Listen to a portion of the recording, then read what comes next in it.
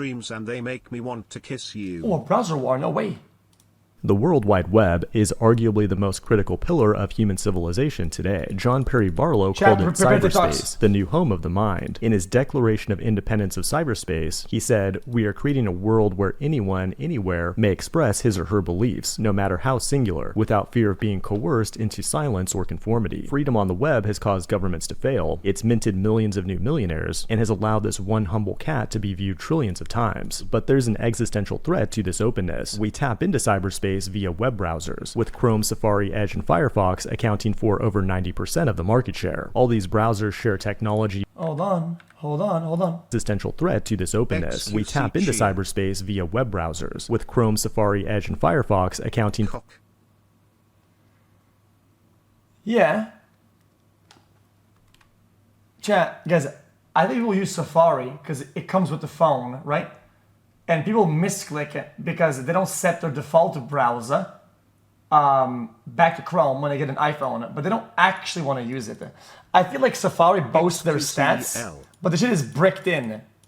Like, when I click a link, it opens on Safari. I don't actually want to use it, but they probably put me as a user. That shit's trash. For over 90% of the market share. All these browsers share technology or funding controlled by Google. Thank God Google's not evil, but hypothetically, if it was evil, it could pool its resources to exterminate all cat memes from the internet. As a society, we can't allow that to happen, and luckily, there's someone actually doing something about it. It is August 12, 2024, and you're watching the Code Report. He who controls the spice controls the universe, but he who controls the browser controls the internet. You may not realize it, but the browser wars are raging right now. Firefox just launched tabs managed in the sidebar, which was already supported on the increasingly popular Arc browser, but as we speak, two separate open source browsers built in Rust are trending right now. Verso, which is built with the Servo engine, and Blitz, a super minimal web renderer. But I want to talk about something even more ambitious, a futuristic open source browser called Ladybird. In October 2018, Andreas Kling, a software engineer who worked on WebKit at Apple and Nokia, had just gotten out of a 3-month Swedish rehab program.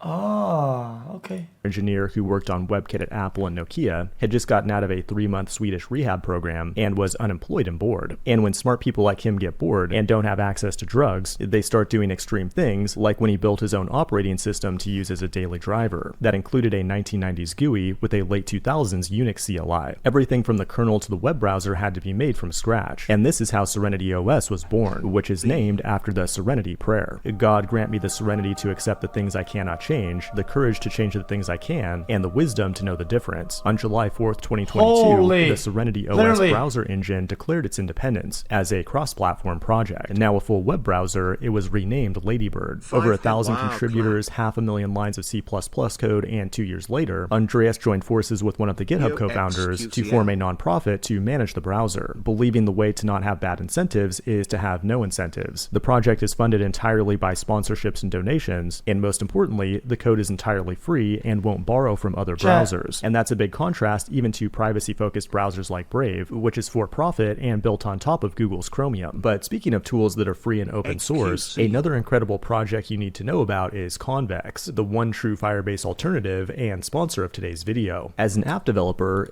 Are you fucking kidding me? There is absolutely no shot.